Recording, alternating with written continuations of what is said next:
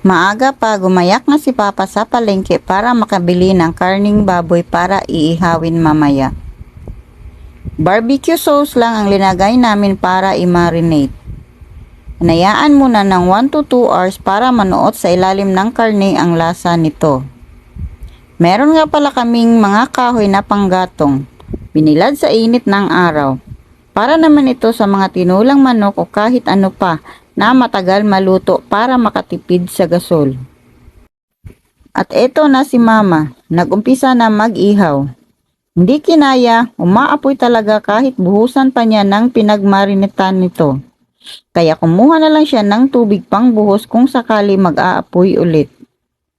Mapapagod kasi kung hayaan lang na may apoy at hindi na masarap kainin. Sa belly part po kasi ang binili ni Papa kaya mataba at umaapoy ang katas nito na mantika.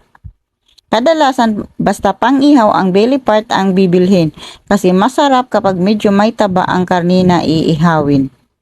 Nulungan nila ate at bunso kong kapatid si Mama kasi padilim na at hindi pa natapos mag-ihaw. Wala silang mahanap na pang brush kaya gumawa sila ng improvise gamit ang saging para i-brush sa karne. Si ate ang taga-baliktad at ang isa kong kapatid ang taga-brush. Napakaganda tingnan na kayong mga magkakapatid ay magkakasundo at magtutulungan. Ang ambag ko dito is nagpagbibideo lang. Alam naman po nila na taga-video lang ako kasi andyan si Aling maliit na nakabuntot sa akin. Kaya minsan ayoko na lang mag-video dahil aagawin ng cellphone ko. Ito na lahat ang inihaw namin. Hinihiwa ng maliit para isang kagat na lang. Hindi ka na mahihirapan sa pagkagat nito at may bata rin kaming kasama. Kaya mabuti pa na hihiwain na lang ng maliit para isang subo na lang. Ayan, naglagay na sila ng upuan para dito kami kakain sa hapag. Kung magtataka kayo bakit mababa ang aming pinagkainan, hindi po ito lamesa. Papag po ito. Nilabas nila kasi ayaw na nila Ate Miss matulog dito. Mainit daw, mabuti na lang diretso sa sahig ang foam para malamig. At syempre, bago tayo kakain ay pray muna para magpasalamat sa mga blessings natin na natatanggap everyday. At pagkatapos manalangin, kanya-kanyang pwesto na kung saan ka gusto uupo.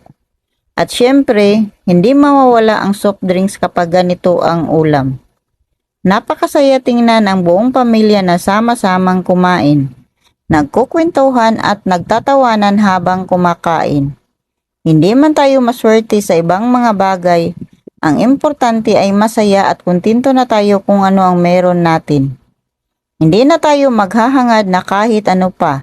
Kung ano ang ibinigay ni Lord sa atin ay dapat pasalamatan. Simpleng buhay lang pero sagana sa pagmamahal at respeto sa bawat isa.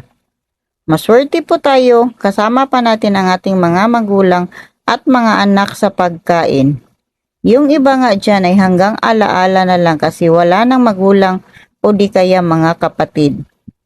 Tayo na kumpleto pa ay pagsasamantalahin na natin ang panahon kasi walang rewind sa ating mga buhay. Lahat ay lilipas lang. Dapat masaya tayo sa bawat minuto na binigay ni Lord sa atin. At kung umabot kayo sa videos ko hanggang dito, pa-like and share ng mga videos ko. Yun lang, salamat.